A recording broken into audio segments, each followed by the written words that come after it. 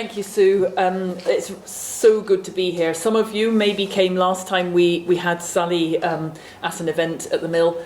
That time we had Sally on a screen and I was talking to her, but she was back in Kenya. So it's so good to have Sally in person. Welcome, Sally. Thank you.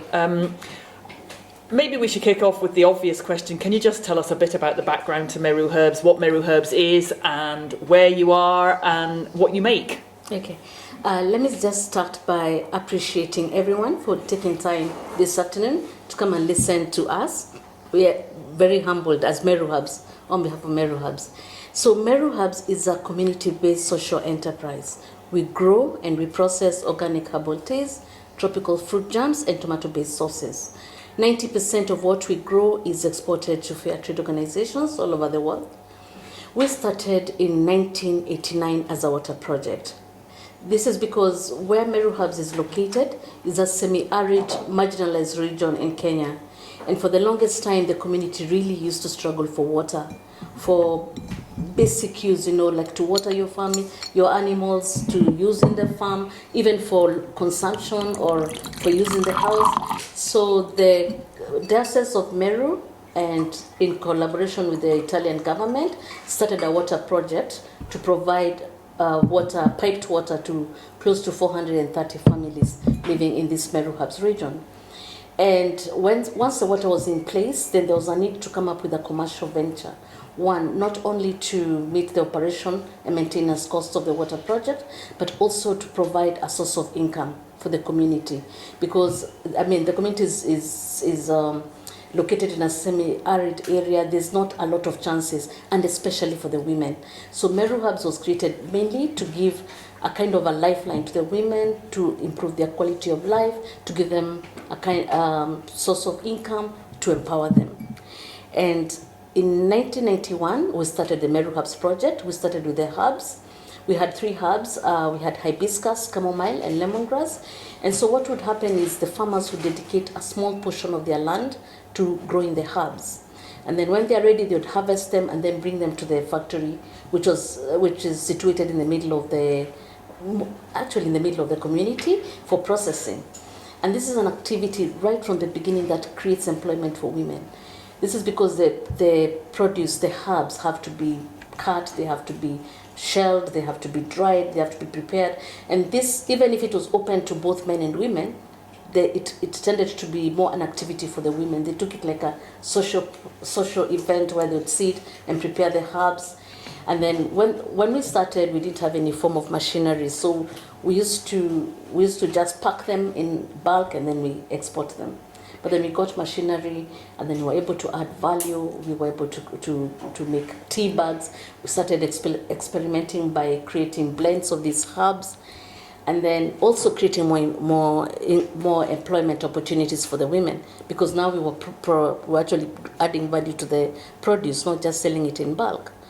And then one time in 1995, one of the farmers were bringing their hibiscus, came with mangoes, and were like, there are all these mangoes that they're going to waste from the farm, and I can't sell them to my neighbor because my neighbor also has mango trees. So what do we do with these mangoes?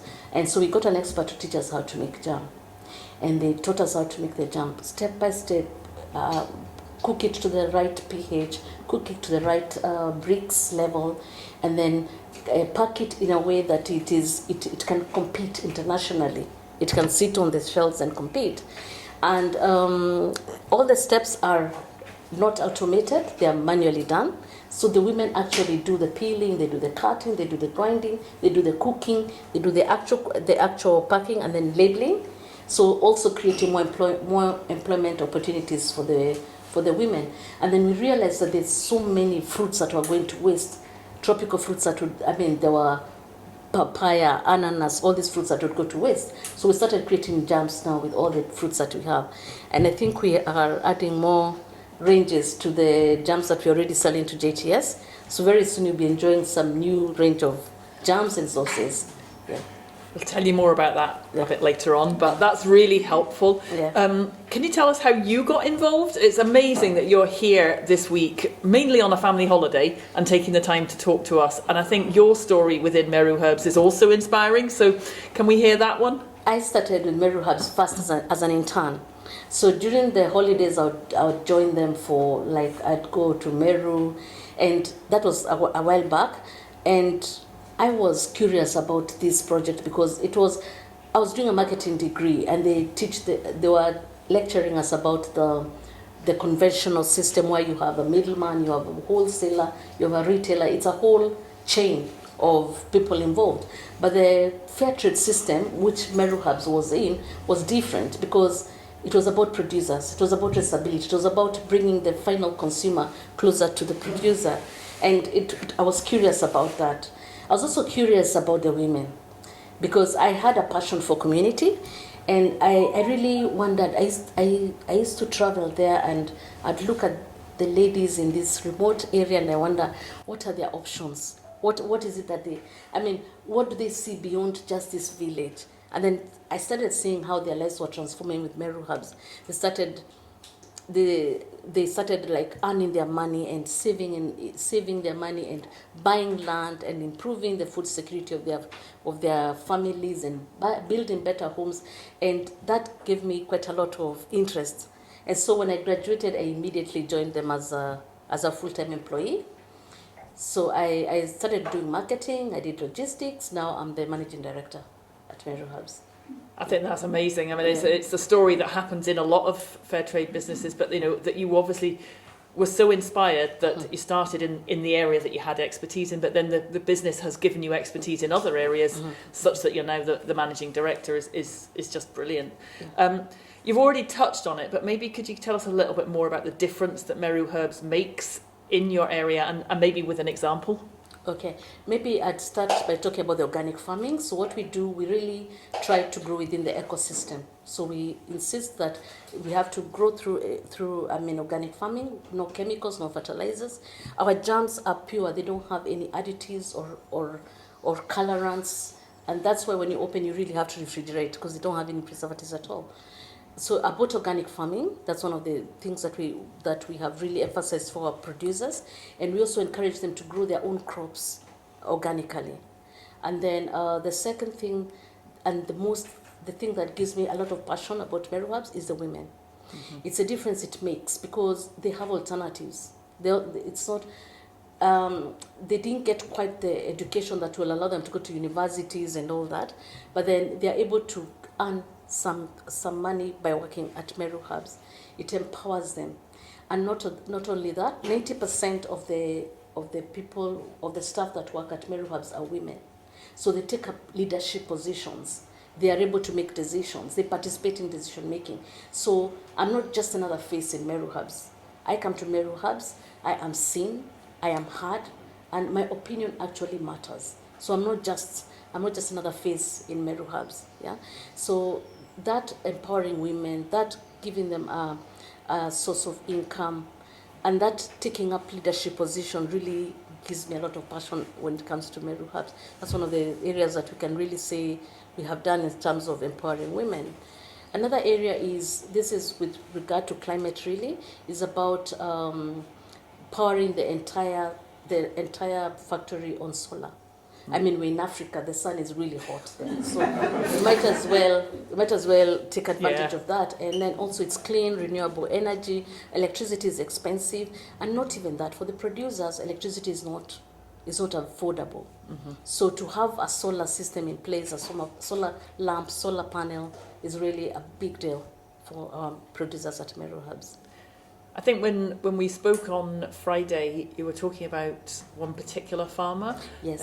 Could you relay her story? Because I think this is... I mean, we shared a tiny bit of the story on our social media for International Women's Day, and with a really powerful quote that I'm not going to remember right now, but I'll maybe look it up while Sally's telling the story. But it's so powerful. It's about Angelica. Angelica joined Meru Herbs straight from school as a young lady.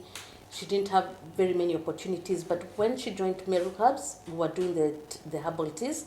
And then in 1985, she's the one now who learned how to make the jams. She was like an apprentice. Yeah. So she learned how to make the jams, and she took over at the training. She was trained. She was given on-job training, and she became the head of the jam factory, and then she's been able to educate her 2 children all through campus. And what I like about the Meru Herbs women, they know the importance of educating both their girl child and boy child, an opportunity that was not necessarily available for them. So she's educated her children through university, and she's built a very beautiful home for her family. And then she has a title. Most of the time when you buy land, it's either under your father's name or your husband's name. But to be able to buy your own and have it, like my name is right there, Angelica, is really a big deal for the producers back in Meru.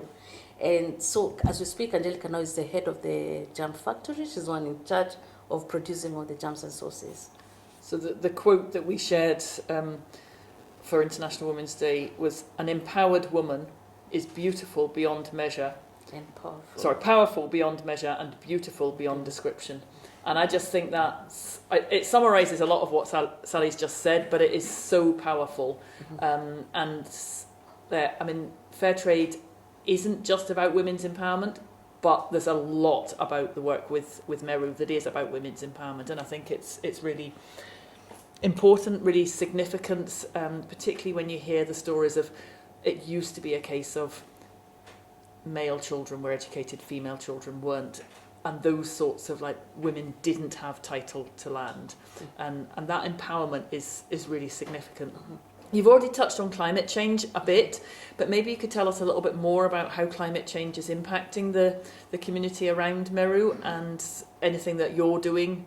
You've already mentioned the solar panels, but anything else that you're doing to help the farmers? Okay, the main issue as far as we're concerned is the erratic weather change, because before we had seasons and we knew you plant, it rains, you can harvest. You plant, it rains, you can harvest and all that.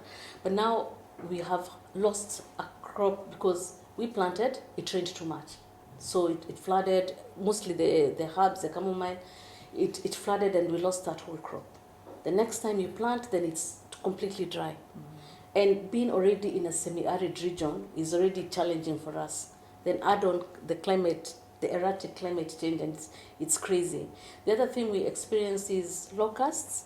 We haven't in Kenya for so long, but just before COVID in 2019, we had a whole locust invasion, which was, I think Meru alone lost about 2,400 metric, I don't know, is it metric tons of metric tons? Yes, of food during the locust invasion. So it's this erratic weather pattern that really affects our farmers, and we've tried to mitigate a little bit as Meru Herbs. One is use the solar production I talked about. So we are getting off the grid and trying to produce using solar. Then organic farming, and in addition to organic farming, we're also doing reforestation with the farmers. So we have programs where we plant trees, we do a bit of reforestation, and then also we encourage our farmers to do drip irrigation. It's expensive to put, but we encourage drip irrigation vis-a-vis sprinkler, because sprinkler you're wasting water. Just wasting water, but we're trying to get so we get them a small tank, we get the pipings, and then we try and farm using drip irrigation. Yeah. So the thing is, there's this story about the hummingbird, and there was a forest, and there was a fire in the forest, and all the animals were running away, and the hummingbird stayed behind and to pick a bit of water and try and put out the fire. And definitely it's impossible to put out the fire, but it did its part, and that's what we Meru Herbs think of ourselves as the hummingbird. We might not be able to save the whole world, but we'll do our little bits. We may not be able to empower all the women in the world, but we start by empowering our own women. I think that is so powerful, and I guess it's one of the reasons that I'm in fair trade now. That when I first worked in fair trade, it was actually with a fair trade finance organisation, and through that I spent 3 weeks at one point in West Africa, and I have to say that the scale of the poverty just overwhelmed me, if I'm honest. And if it hadn't been for being in fair trade and seeing that we were making a small difference to a small number of people, Yeah. I think, to be honest, I would have come back and put my head in the sand and said, this global poverty thing is so big, I can't do anything about it. But I think with fair trade, you realise you can do something. Your simple food and other choices that you make, your food shopping, you can make a difference. It might not change the situation for a huge number of people, but it will change the situation for a small number of people. And that's what I can do day in, day out by choosing fair trade. I think we're in a situation now that we've been buying JTS, now True Origin, have been buying products from Meru Herbs for 10 years. Can you tell us a little bit about that relationship from your perspective? Obviously, I know about it from our perspective, but from your perspective? Really excited about the relationship with JTS, and it has grown because when we began 10 years ago, the orders were really, you were only picking the sauces, the tomato chili and the tomato and basil, and that you were able to pick the fruits, I mean the sauces as well, the fruit jams. So it meant more income for our farmers. And also the sauces through Tradecraft, Yeah. the order has really increased when JTS came on board. And so the fact that we were able to send a whole 20-foot container to UK really made a huge difference for our producers. And also, and very important, because of reducing the post-wastages for the producers, it's made a very big, significant difference to us. The other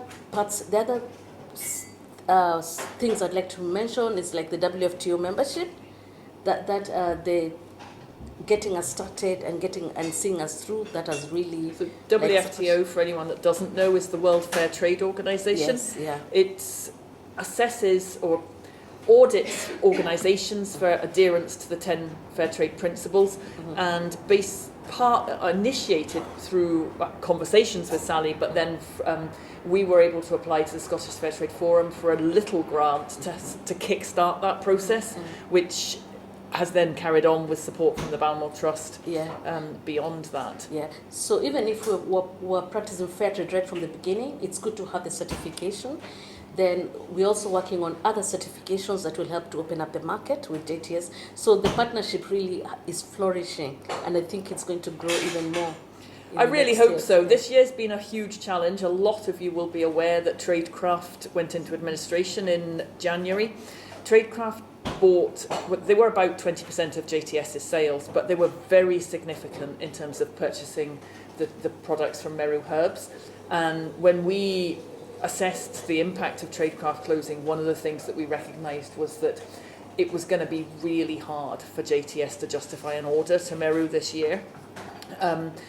That got us in conversation with Transform Trade. Some of you will know Transform Trade as Tradecraft Exchange. They were the charitable arm of Tradecraft and are now an independent charity. They had reached out to a number of people that were selling to Tradecraft and had said, do you have any particularly vulnerable producer groups? We identified Meru as our most vulnerable producer group. Obviously, lack of sales to Tradecraft is impacting a number of our producer groups, but Meru was the one that it had the most significant impact on.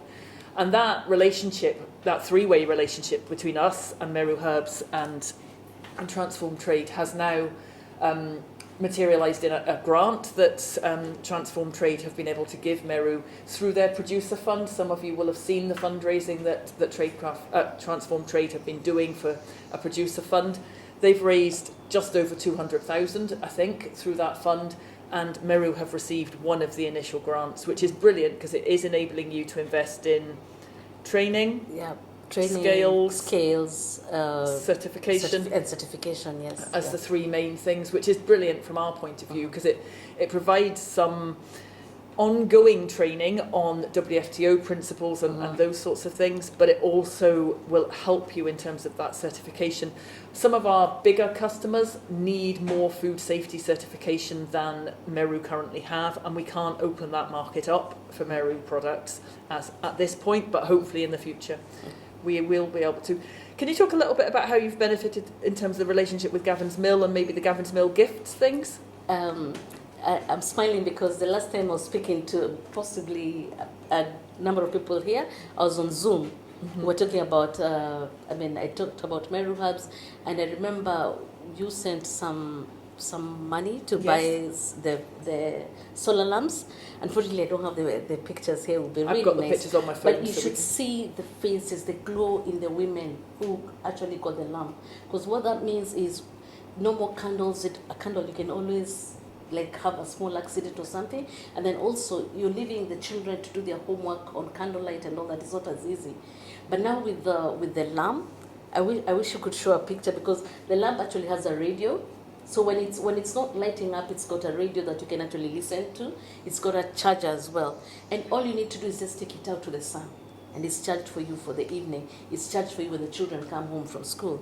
So I want to say a heartfelt thank you to all the people that supported us for the solar lamps. And we've just submitted that as our only sort of producer-related gift into the Gavin's Mill gifts for this year again, so it will continue to be there as one of the options under Gavin's Mill I gifts. think you also bought uniforms. I was going to say Oh, the yes, uniform. yes. We also did uniform, because the uniform were all like worn.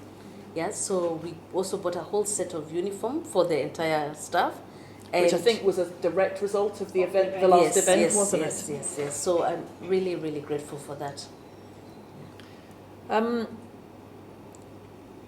think maybe it's time to think about looking forward. So we've had a lot of challenges this year. We are going to place an order. We've placed the initial bit of the order despite the uncertainty of sales. We have seen, thankfully, quite a pickup in sales directly from us and through our shops and so on for the products that used to sell substantially through Tradecraft. So we haven't backfilled all of that demand. We still have some products where we are likely to have an excess of the product, but we have seen a pickup in other lines. The really good news amongst that is that we'll bringing back some of the products that have been out of stock for quite a long time. So you will see over on the table there is one of the last remaining jars of pineapple jam that I've managed to track down. It will be back in the autumn as soon as the order arrives, so autumn or maybe a little bit later depending on when the order gets here. We will bring back the pineapple jam. We'll bring back the guava jam, which has also been out of stock for a long time, and the papaya and lemon jam. If you like the mango jam, I suggest you buy it soon. We're getting low and it might not be available it might be out of stock for a while before it comes back in. But we're also going to launch some new products, aren't we? So can you tell people about the new products? We're doing a blend of mango and a little bit of chili, not too much. Pepper, a little bit of chili, Yeah. And it's not exactly the normal jam, but you can eat it with biscuit or maybe with cheese and things. Cheese, yes. It's not quite a chutney because it's more the consistency of a jam. Yeah. But it's not a sweet jam in the same way. So, and it's going to come in a smaller jar. Yes. Because it isn't a normal jam. It's going to look to make it stand out a little bit. It's going to look a little bit different. But we're quite excited. We don't know whether it will sell well, but it's worth a try. I think we all liked it when we had a sample of it, probably more than a year ago now as a new product. We're also bringing in another pasta sauce, aren't we? Yes, we're bringing in a green tomato sauce. So that was actually, I'd call that one a chutney. I was thinking about the tomato and garlic. The tomato and garlic, yes. We also have another addition to the sauces. It's the tomato and garlic, yes. Which it's too garlicky for me, if I'm honest, because I'm not really that much of a garlic person. But yeah, for people that like garlic, I've been told it's really nice.